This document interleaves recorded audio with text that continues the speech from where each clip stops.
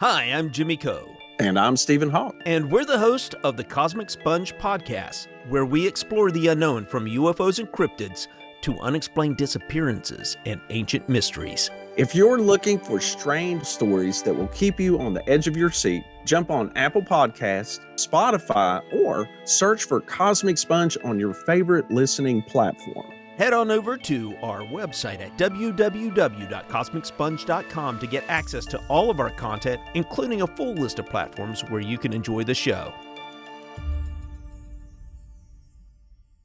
Hi, Techie Joe here. I work with Ace and Knight and some of the best psychics in West Virginia to create amazing live streams and podcasts for the Psychic Coffee Shop Network.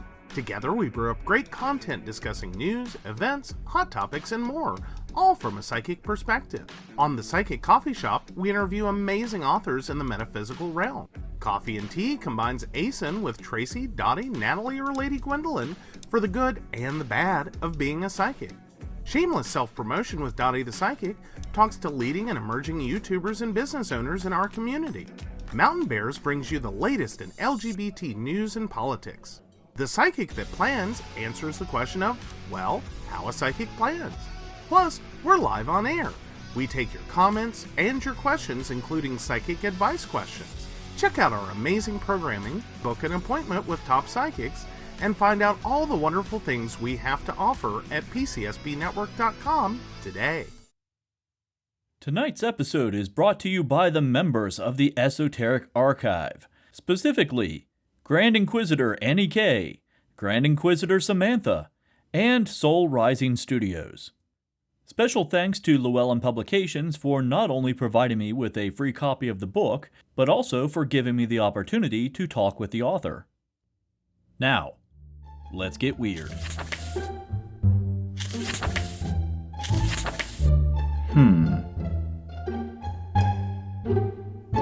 Welcome to the Esoteric Footnotes. Welcome back, Goblins! Tonight we have a special guest. New author, Ben Stimpson, author of Ancestral Whispers, which is the previous episode that you just heard. Good morning, Ben. How are you? I'm doing amazing. How are you? I'm wonderful. 2 cups of coffee in, and I am ready to go. Same. Let's start out by giving a little background about you. Who are you? Where are you from? What drove you to write this book? Yeah, for sure. So, I currently live in Ontario, Canada. I'm a therapist and also student. I'm completing a Bachelor in Liberal Arts with a focus on medieval studies, religious studies, and classical studies. I'm originally from the United Kingdom, so I grew up I partly grew up in North Wales, and that becomes a big part of kind of the book and why I wrote the book. So I started out originally in social work. I'm a little bit older, so back when in the 2000s, I started out in social work, trained in that, and then dropped out of that, and kind of went on a roller coaster for about 10 years. I wasn't sure what direction my life was leading. So what eventually happened was I fell into several spiritual traditions. One was Santeria Lakumi, and the other one was a kind of an experimental spirituality group that worked with Joseph Campbell's monomyth. And throughout that process, I started to become a lot more aware of my story, and I eventually ended up going back and training in psychotherapy. So from 2017 to 2019, I was training in psychotherapy. And it kind of all sorts of things came together in that time. But a big part of my work with Lakumi Santeria was ancestral work. And then in this psychotherapy program, a big part of that was also working with family story. We come from like a family systems point of view, which is seeing the individual as part of ever increasing systems of the family, of the community, of the region, and so on and so on. So having both of those pieces in line with each other in parallel, after I had done a lot of my own therapy work, after I'd done a lot of healing work for myself, it kind of naturally became a really big part of my life and a big part of my story too. Something that I have always wanted was a connection to home. And not being from Canada, I live in Ontario, Canada right now, not being from this place, but growing up in this place, I never really bonded with it. I never really connected with it. And so it was kind of like I was always directed to Virginius Loci of the United Kingdom. I was always looking to my ancestors back home. I was always trying to find my story in the world, but it was always somewhere else. So 2019, I finished my psychotherapy program, and I started to develop a course around working in ancestral work. The program I was taking was spiritual psychotherapy, so a lot of transpersonal Jungian approaches, so a lot of spiritual approaches. And so I thought, there's not really much out there. There are some things out there for ancestor work. Dr. Daniel Four is one of them, and then a couple of books. But there's not really a big focus on this work. I learned eventually that there was, but it's a very hidden thing, at least at that point. So I started putting together a course for clients. I run some beta tests for that. And then the pandemic hit, and suddenly I had a lot of time, and our government in Canada gave us a lot of financial support. And so I had a lot of time, and I was being financially supported to stay home. So I started to write this book, and that's kind of 2.5 years later, and now I have a book. And it is probably one of the most it's strange to say this. It's an extensive book. It covers a lot of topics, but it's not a gigantic book. No, I was really shocked by that. You have a very good economy for words. Thank you. The stuff you write and the words you say carry a lot of weight and a lot of meaning. And I'm actually on my second read through of this book right now. And I'm finding that after completing the book the first time, reading it a second time, I I get a lot more nuance in the early chapters. I really appreciate that. Thank you. It was a bizarre thing writing this because I was relying on a lot of my own experiences, but also a lot of inferences. So I really do try to bring in that religious studies background. Like religion and studying spirituality has been a thing for me since I was a teenager. Same with folklore, same with fairy tale. And so I know a lot of facts, but to bring those facts in to support a point was a really cool journey for me. But I mean, the process of writing as an outsider for traditions I don't belong to, even if those traditions feel like some of the traditions I belong to, it was a fascinating journey. So I made a lot of connections in those communities just to get a sense of, is this actually right? Like, is this not just a lens that some white anthropologist has said? Is this actually the case? And studying the words of insiders and really privileging insider words and points of view and understanding was a big thing. So I learned a lot through just writing this myself. And even then, like looking at it, like flipping it open every so often, I'm like, wow, this is really good. I need to use this. I need to write this down somewhere, I imagine that would be difficult, especially saying that you had a background in, let me see if I can pronounce this correctly, Lukumi? Yes. Lukumi and Santeria. That is not your tradition, but you weren't initiated, but you were invited to certain ceremonies, and you had an understanding, a firsthand understanding of the ceremonies and processes. So, how did you go about writing about that as like a semi outsider, but not really?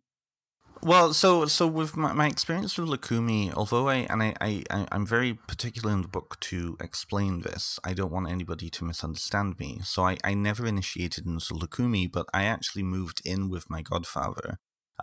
So how Lakumi and slash Santeria, like many African traditional religions are, is it's godfather family based. So a priest takes on students who really are godchildren. The priest shepherds those individuals into the religion or into the tradition, and then they become part of a community. So I actually moved in while I was studying. I was doing a psychotherapy program up in Toronto, and where I had been living with my parents, it was about 3 hours away. So moving in with David was it made more sense. There was also a guy down there too that I was interested in. So I moved in, and for 2 years, I actually lived with him, his partner, and his Orishas. And so actually living in a household where you can experience the lived culture of that religion every day was a big thing. Like I've seen some incredible things. I still have a huge amount of affection for his Orisha, who he's a priest for, Oshun. But I have to be very honest with that and say I did not initiate. So there's certain parts of the tradition I'll never be able to speak about with any authority because I don't have that lived experience. I don't have that training. I don't have that side. So really, in the tradition, they're called aberishas. That's those students who are kind of without anything yet, and but they're invited to the ceremonies. They're still involved, but they're almost like children within the traditions. So to be able to write from that point of view, and it caused a lot of discussions between David and I. There were a lot of pieces where when I had written it down, I went to him and I said, is this appropriate? Is this something that would, be something that any readership outside would be privileged to know?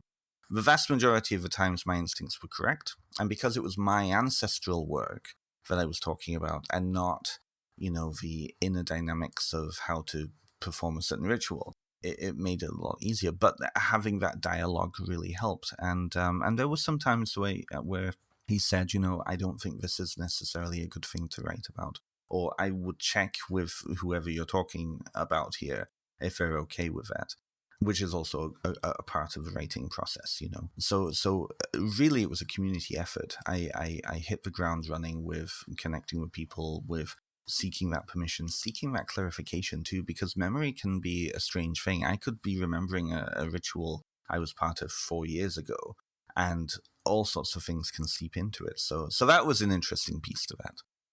Now, one other thing that popped up when I was reading the book is, and correct me if I'm okay in saying this, the Tribal Hearth experimental group. You mention it, and you mentioned that you used Joseph Campbell's heroic cycle, I believe it is, or the monomyth. I'm really curious about that. Yes. Can you go into any details on that? Oh, completely, absolutely. So Tribal Hearth is no longer around. It unfortunately disbanded during the pandemic because we just weren't able to meet. So the basis of the group, it came together from a coalition of smaller working groups. And it came together, I would say, probably about 10 years ago now, something like that. I became involved in 2015. So, and ironically, it was originally kind of, it came out of one of the pagan festivals in Ontario here. And then they started to work together and start to form ideas of going a little bit deeper. And what they did was they created a ritual cycle over 3 years.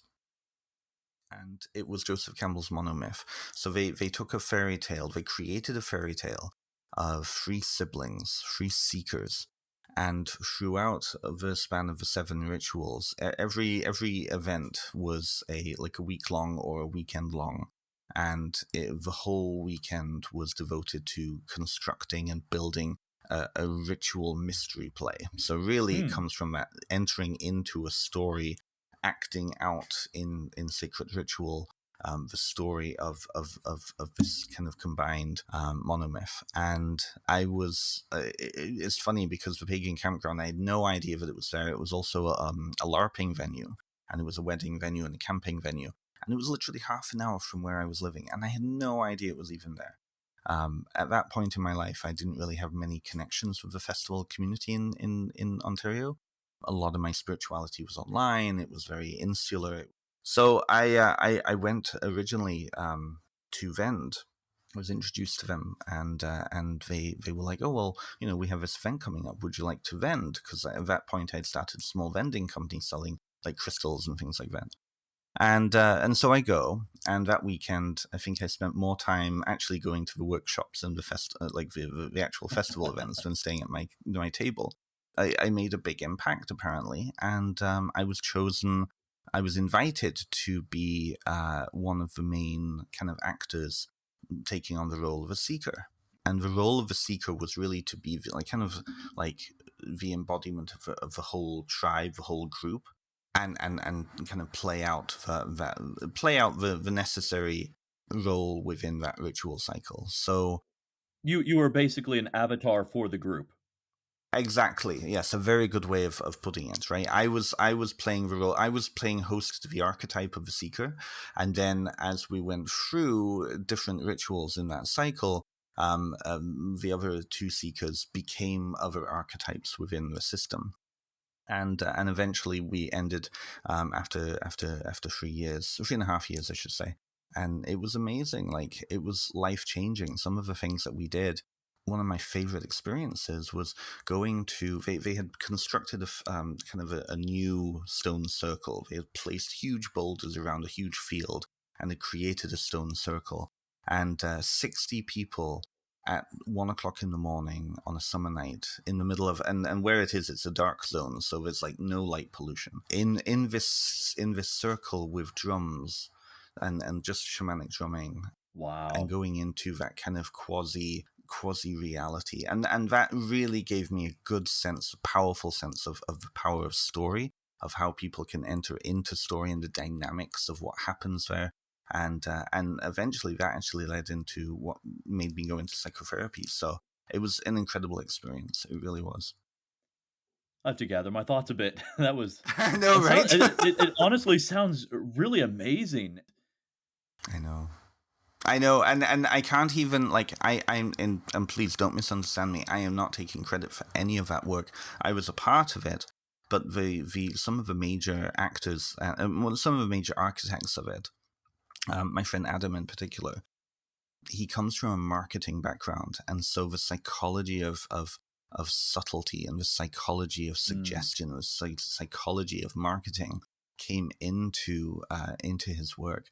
And of course, they all are very steeped in their own personal practices, which gave gravitas to the event. But you could just tell something was in the air, something was happening, and it was incredible. I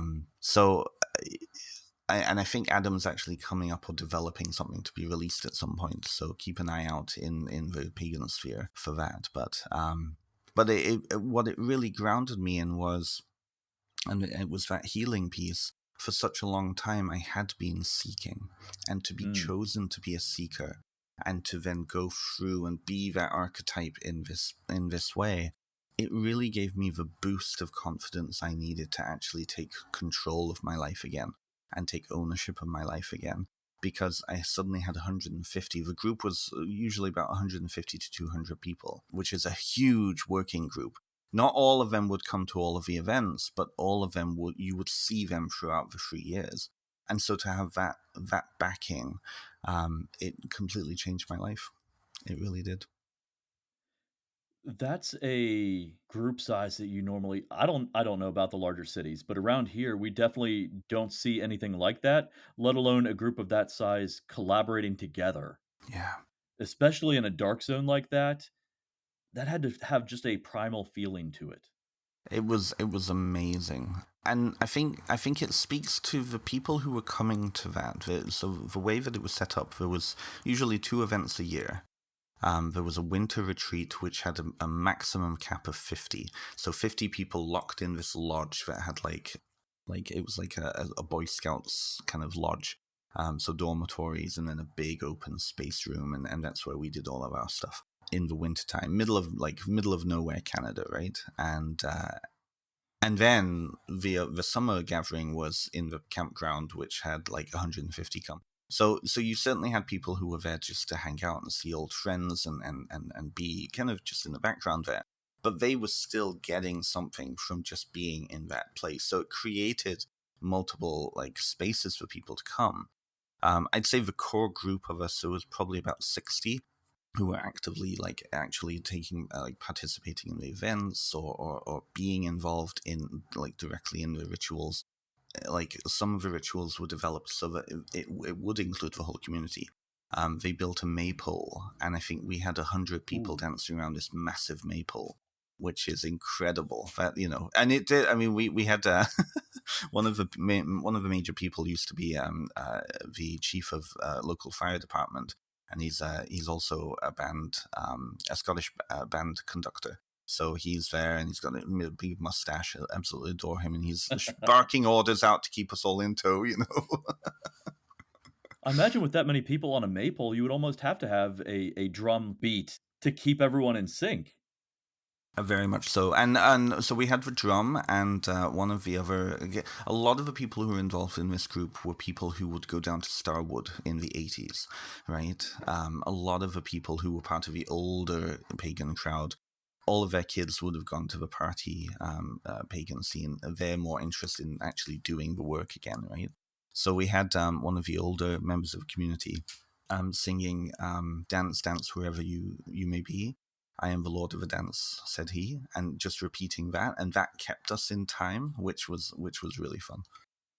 So you mentioned earlier that at the time when you joined this group, you felt that you yourself were a seeker, and then you were able to embody that in the play, and eventually that drove you to go into psychotherapy. Do you bring any of your past experience with this group and with mythology, obviously mythology? How do you incorporate all of this into your current practice? Um, so part of my work has really been to come to a sense. Listeners are just going to have to deal with my cat. I'm sorry. They're used to it at this point. They hear mine all the time. Part of my work has been to come to a place of self again. I went through a really dark period where I didn't feel like I had any future. I didn't feel like I really had a direction of where I was going. And what I realized I was dealing with was I was dealing with culture shock from moving to Canada when I was such a young child. But also what that created in me was a weird relationship with control. And so I was really angry for a very, very long time. A lot of these pieces fell into place at the right time. And I'm a big, strong believer in weird. I'm a big believer in synchronicity, and that things happen for a reason when they need to happen. We just have to get out of the way. So what I came to realize through all of these various streams, and I talk about all of them in the book, is that I was getting to a place where I was able to let the past be the past, and so I could exist in the present so that I can create my own future. And that's really the piece around therapy that I bring in. A lot of my therapy modalities tend to incorporate narrative, story. Spiritual modalities are a container for that sort of work. And so with the book, for example, ancestral work, a lot of times I think a lot of pagans and witches will look at ancestral work and not really sure what to do because it's devoted to other people, but it's not deities. And so those other people you might not have a good relationship with because of religious trauma or whatever. The real work is actually how their story shows up in your story and looking at your own story. So a lot of times for my clients, what I do is I get them to go back into their story. I don't tend to work with mental health issues, but a lot of the underlying pieces that lead people to stress, depression, anxiety, feeling hopeless, feeling aimless, all of these pieces. And that is through being listened to, experiencing life, experiencing the world.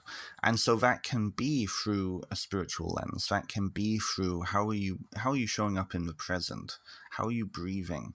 That can be through going and joining a pagan spirituality where a side of you can be free to be looked into.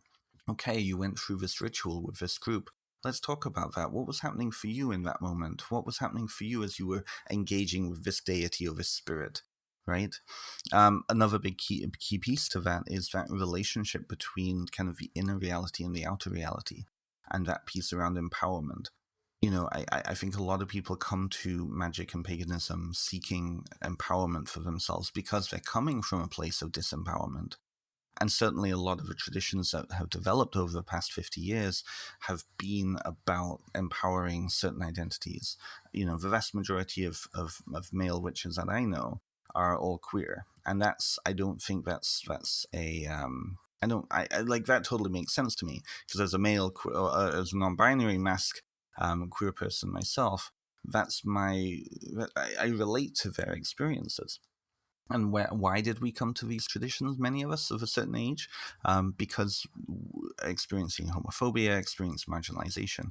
So with my therapy clients, I tend to bring in, and I position myself as kind of a pagan spiritual therapist. I'm very interested then in how the spiritual practices, the spiritual interest, the stories of deities, the stories of folklore, how then the client is interacting with those. But the same thing, the same modality can be used for fictional works, for LARPing, for example. There's a lot of interesting correlation between live action role play, Dungeons and Dragons, and paganism, because you're going into the same kind of quasi reality with that, right? It's interesting. So there's a lot of pieces to that. But I'd say I'm really more of a transpersonal narrative systems. I tend to like to see connections and how people are showing up to those connections. So if any of that if that made sense, I feel like I just blabbered on, but No, that makes perfect sense, and it actually triggered something in my mind. It's interesting you brought up Dungeons and Dragons because I am a teacher on the side, and I'm starting a new group for tabletop role playing.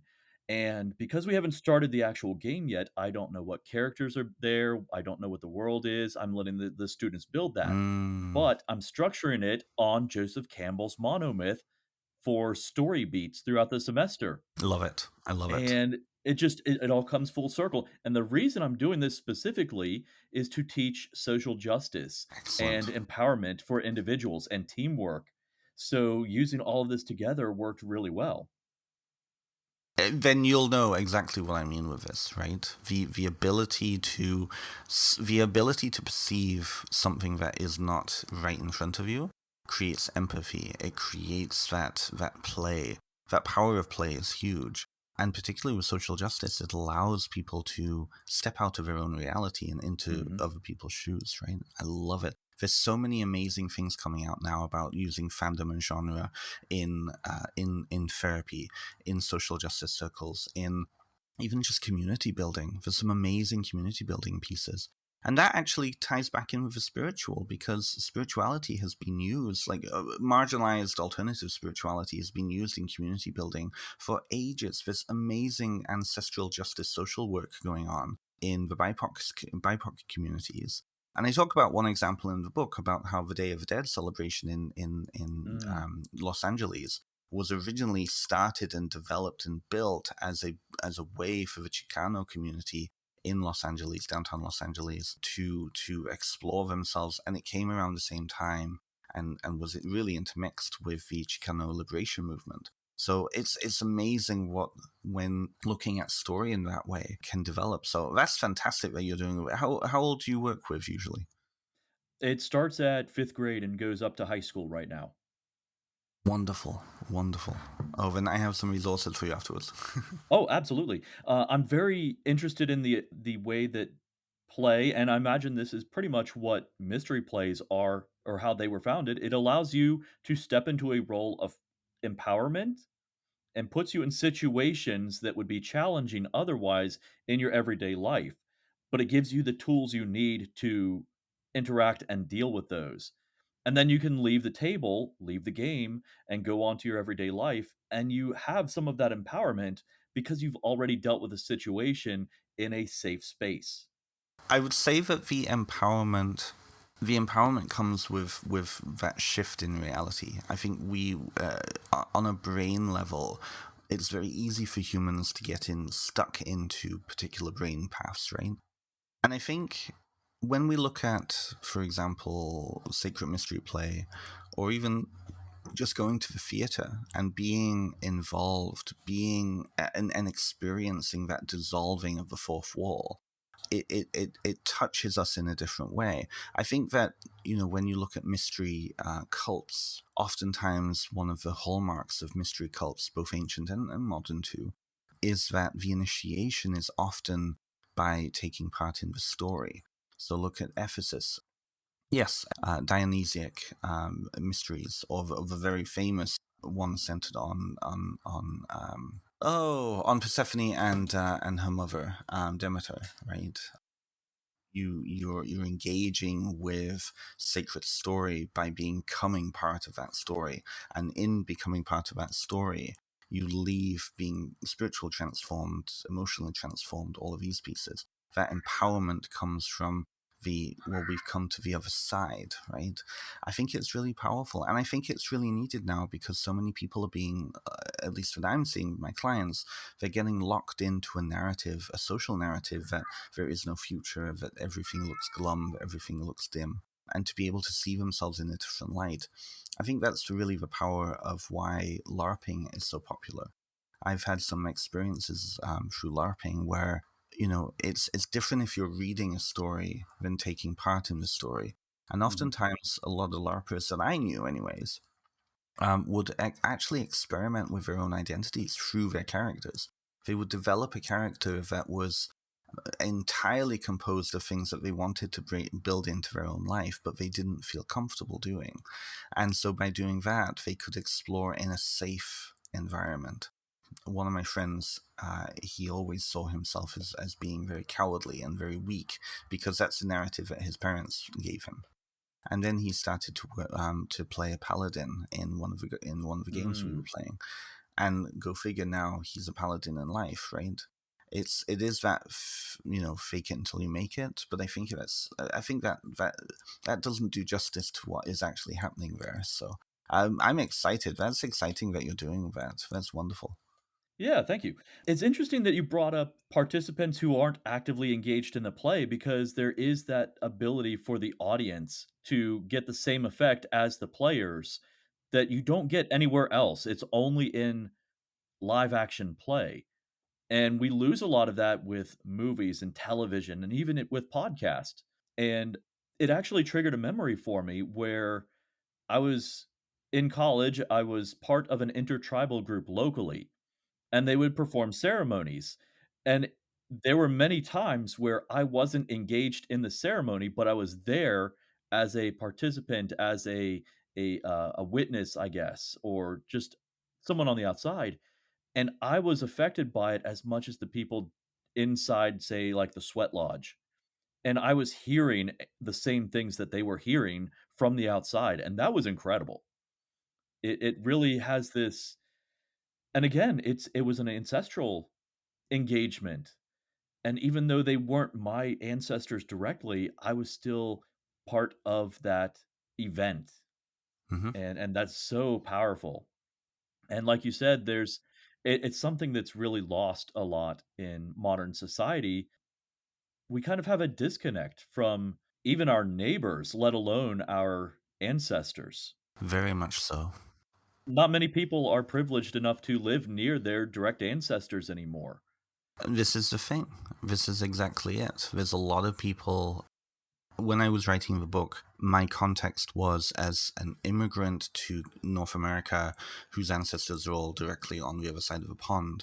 But there's a lot of people over here in the diaspora, various diasporas, who within the family, the story of the homeland is really important. Mhm. But it's the homeland from perhaps 100 or 200 or 300 years ago. The ancestors of 200 years ago are more important necessarily than the ancestors here. And I think that sometimes I don't want to put too many words in people's mouths, but I think that there can be a disconnect, especially now because of the conversations around cultural appropriation, around colonization, and around who really has a right to exist on this landscape, who has a right to develop relationships with this landscape, and what is that relationship? What does that look like? And I think that there's a lot of work needing to be done still around Westerners of a settler background relating to and building an authentic connection with this landscape that is inclusive of all of the other communities that have been here longer and who really have that deep spiritual connection and that deep energetic connection with this landscape. I think that when you don't see a place as home, or when you see a place as only your home, then there can be an objectification. And I think that is, I think that's that's a very white Protestant kind of Western European way of looking at the world, is mine, mine, mine, mine, mine, right? Mhm. But I do think that participant piece is really important because, the more that ceremonies, the more that relationships are acted out and shown and that process invites others in, even if it's just people witnessing, right? With social justice, representation matters. It's important that we have rallies. It's important that we have marches. Even if it doesn't feel like anything is done by each individual one, it's important that we have that visibility. Unfortunately, that is also true of the things that are not necessarily as healthy in society too, and they seem to be very visible right now. So we need to be very visible too. But that's a whole other conversation, I'm sure. Well, I mean, for better or worse, it makes things visible. You know who is part of what community. And what you're saying must be very impactful because we have a blue jay in the background chiming in. Yes. So I'm not sure how familiar you are with the history of West Virginia. And what you were saying about a connection to the land is something that we run into a lot here due to extraction industry. It started out, it was logging, and then, believe it or not, oil. We had oil for a short time, and then natural gas and coal is the one that everyone remembers, which is very similar to what they had in Wales. A lot of Yes. Welshmen ended up in West Virginia for that reason. And it seems like for a lot of us, we don't get that opportunity to interact with the land because at any given time, it could be pulled out from under us. It could be undermined or strip mined or anything like that. Where, I mean, in my own background, I ran into that. I grew up on a farm, and for me, my neighbors were the trees. They was the fields, the bushes, the ponds, and then a lot of that got strip mined. So all of these people in a broader sense, in an animistic sense, these people are gone from my life now. Right. And that's one of the things I try to instill into my students that I teach as well, is not directly that things are people, but it's trying to get them to look at it from a different way, to reframe how they look at things. It's very easy to get them to understand that animals are people Yes. because they are living organisms that are up and moving around, and it's the very Mhm. scientific definition of living. But Yes. when you try to extend that to trees, to plants, or to something intangible like a river, where it's made up of a sum of its parts, that starts to get a little bit more broad and intangible. Do you actually have any advice for working with the intangible concepts of nature? Well, as you're saying it, one of my favorite lines from Confucius comes up, and it is in the. I think it's in the book. I hope it's in the book. But Confucius, of course, massively celebrated part of Chinese culture. He said for Chinese, because in Chinese culture you have this a huge focus on ancestral work. Confucius said that he was really for ancestral work as a state institution. He really wanted to make it a state institution. Mm, He said a very interesting thing that ancestor work becomes, or I would say broadly spiritual work, becomes a moral imperative. Because if you can teach children, if you can teach the community to take care of the needs of the intangible, they will be more likely to then know how to take care of the needs of the tangible, right? mm, So it's on that one level, it's that shifting of that paradigm. I think the other piece to that is like in building the empathy and building the community. I think that the other piece to that is that we need to really become less human focused. We need to become more connected to the world around us. mhm, And I think that in the older ways, our lifestyles supported that. If you were living in a cob hut or a cob building or a wattle and daub building somewhere 300, 400 years ago, and you were literally at the mercy of the elements, then you would become a lot more aware of the elements around you. I think that modern technology really takes us away from that awareness. I was reading a study a couple of weeks ago which was talking about how attention span and even hearing has shifted since our dependence on technology. Where while back 200, 300 years ago, we would have become a lot more aware of the flickering of the fire, the sound of the blue jays outside. Now we block a lot of that off. It just is background noise to us, and we just don't pay attention. And I think that paying attention is really important, because if you're not paying attention to the things that are close to you and like right in front of you, then that makes not paying attention to other things a lot more easier, right? Right. So I would say, I mean, going through, like, at least from an ancestral lens, coming back to the book, I would say that going through that practice, actually experiencing and engaging your five senses or six senses in some cases is really important. But I think that can be for every life. Some of the best and my favorite therapy techniques involve engaging the senses. One I use often is focusing, which is going into the body and focusing in on what parts of the body are responding when you're thinking about a certain situation, and becoming really attuned to that feeling. Becoming aware of body language, knowing that when you're talking to somebody, if there's a slight shift, picking up on that and being able to empathize with that, or to go into that deeper, right?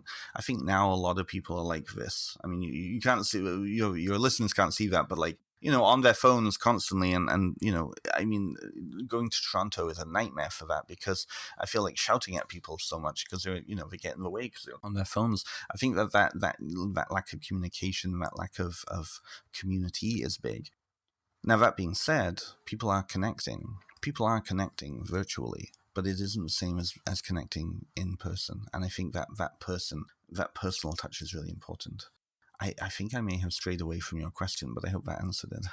That's okay. It actually, what you bring up with the screen, again, is very similar to what we were talking about with the mystery play and the audience. Mm-hmm.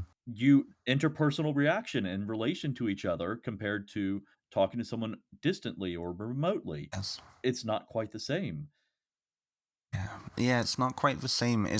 There's something about being physically close to somebody.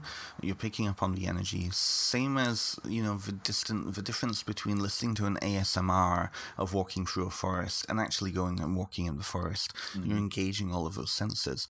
I think that also comes to then and one of my major interests is in memory systems and how the mind works from a basic biochemistry background or approach, and something that I have learned, and I'm also a storyteller as well. I practice storytelling on a regular basis.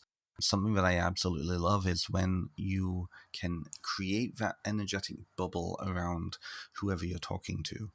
And when you engage in storytelling, that bubble goes up and you all then enter into a paracosm, into a shared universe, a shared world. That creates intimacy, right? And I noticed that when I talk to a lot of my colleagues who are writers, and I'm sure many of the people that you connect with as well, I'm seeing a trend where now audiobooks are becoming a bigger thing for people, because they prefer to be told a story, to be told information, than necessarily read it themselves. I think that's partly because of attention span. Our culture is just shifting. Like I have no attention span to sit down and read. I have to listen to audiobook if I want to take it in. I force myself.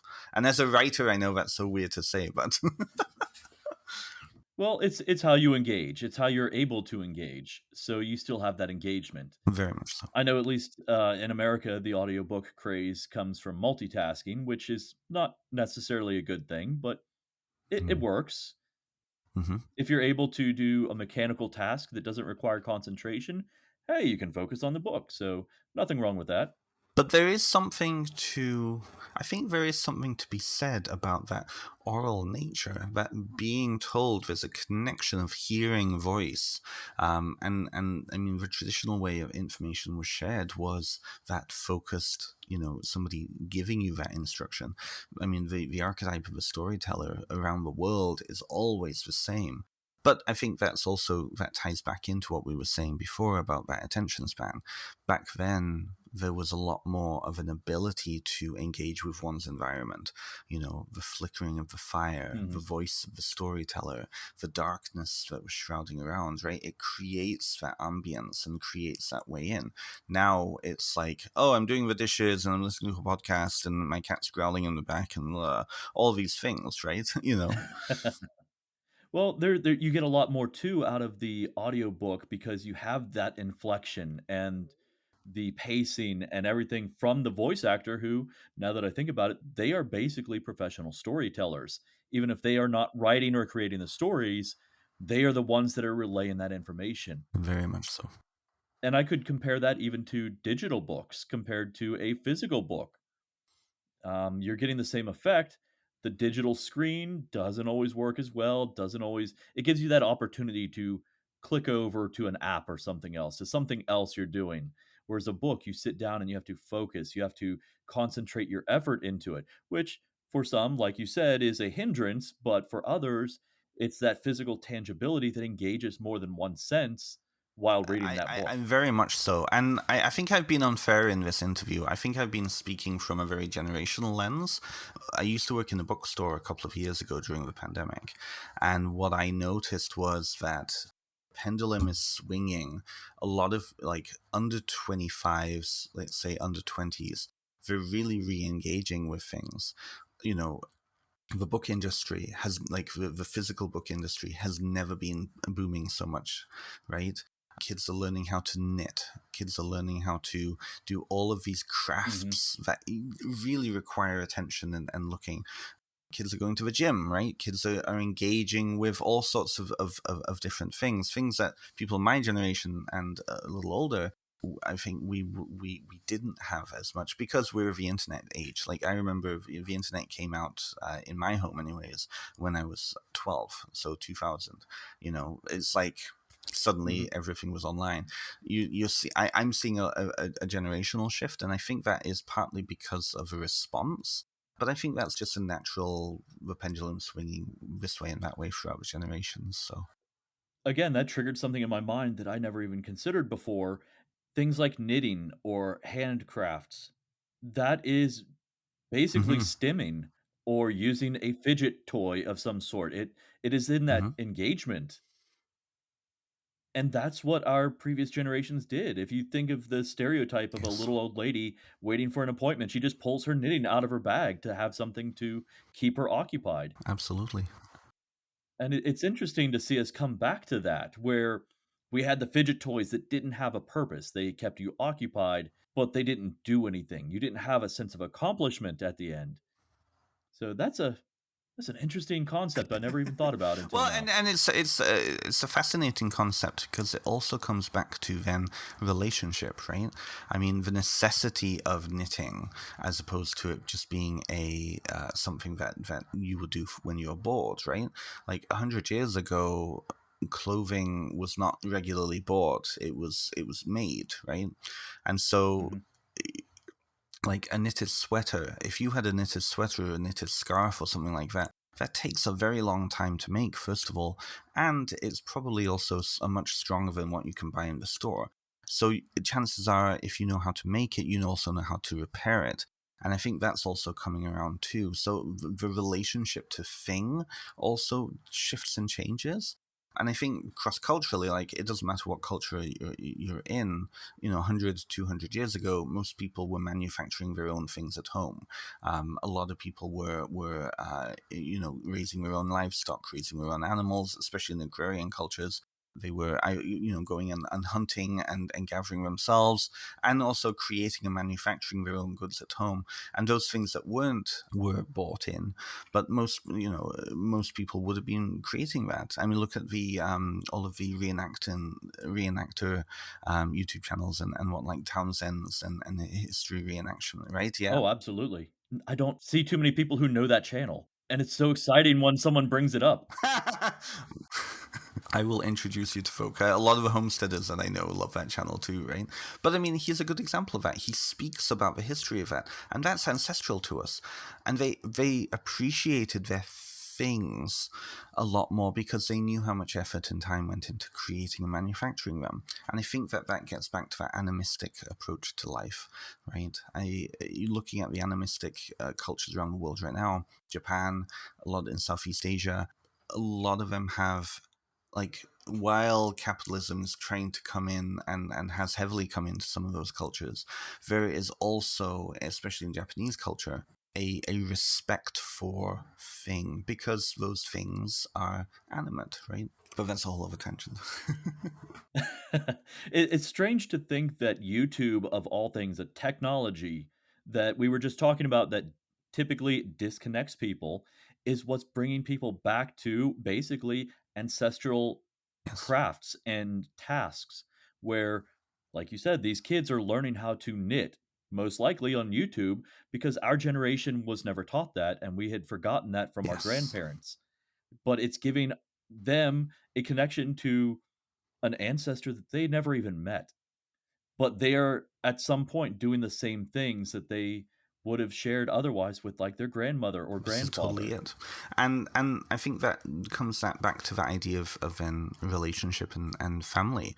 I talk a lot in my book about different forms of family, and a lot of younger people are really disconnected from family, I think, and especially at the and like looking at some of the age groups here, going off to college or university, or going out on your own, striking out on your own in your early 20s is a scary time because you're often not with your family, right?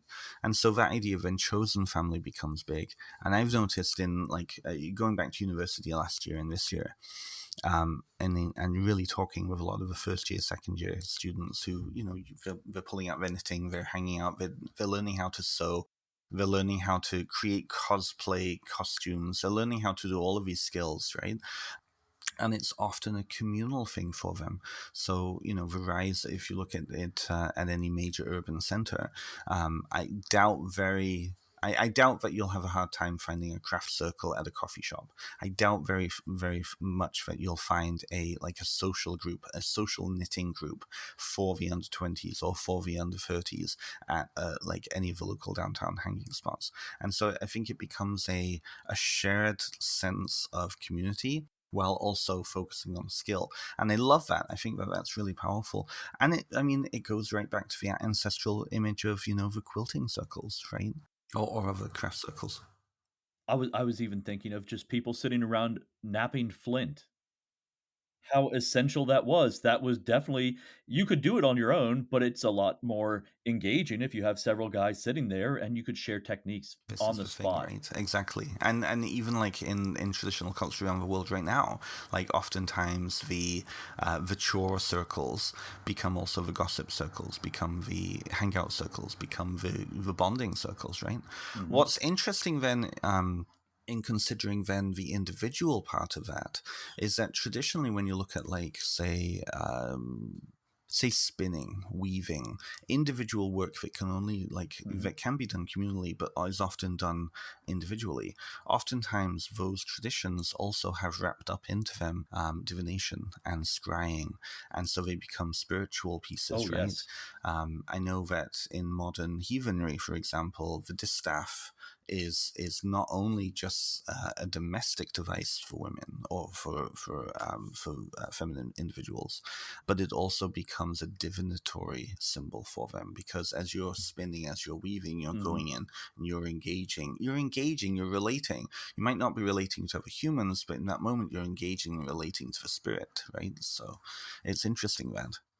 We actually covered something about that specifically with, Catherine Heath's book, Elves, Witches, and Mm, Gods, which it's heathen magic, but a good portion of it is using the distaff yes, and spinning and weaving in order to enact the spells. totally. So that's a really interesting callback to an episode that you may not have even known I that did I see it in covered. your list, but I didn't have a chance to go through. I have looked at your list just to see what other books you've covered and what other things you've done, and I did see that, so that's cool.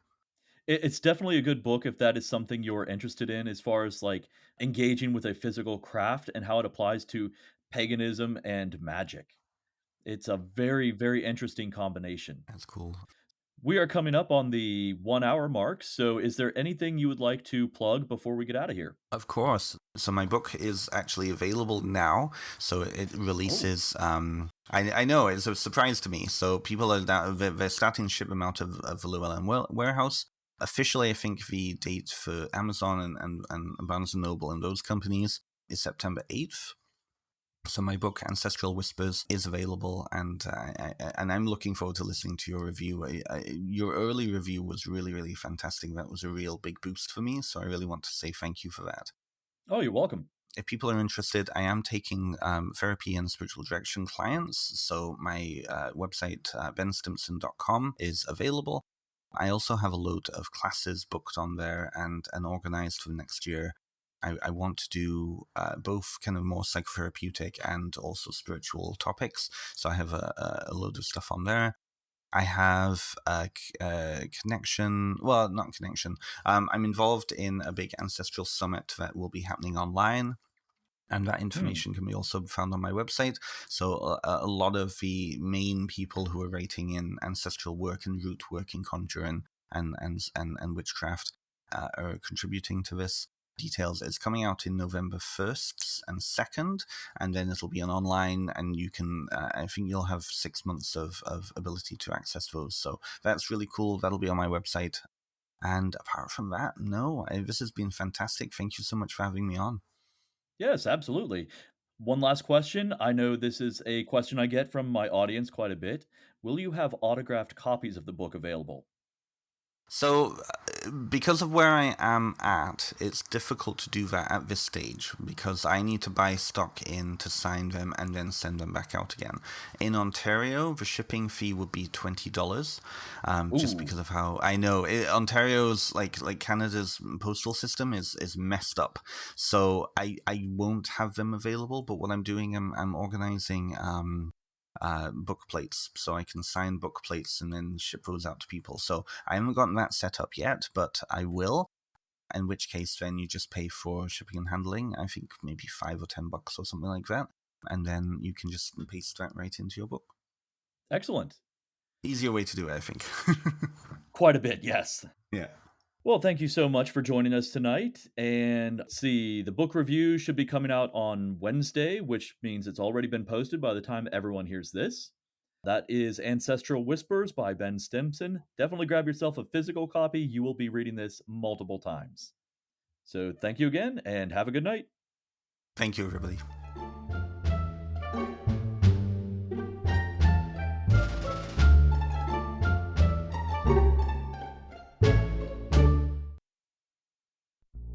Hey everyone, Natalie here from the Pendulum's Path.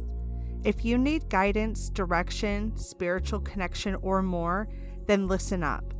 I have worked as a psychic and a medium for over 3 years, connecting people from all over the world with their loved ones in spirit, giving them insight and guidance into their current situations, the past healings that need to be worked on, and what it is they need to know today in order to have a better future. It would be my absolute honor if you would visit my website at www.thependulumspath.com. I also offer emailed readings for those with busy schedules too. Also, for you goblins who subscribe to the Esoteric Book Club, I have a special coupon code just for you. Enter the code STAYWEIRD to get $5 off of any order of $25 or more. Hope to see you there.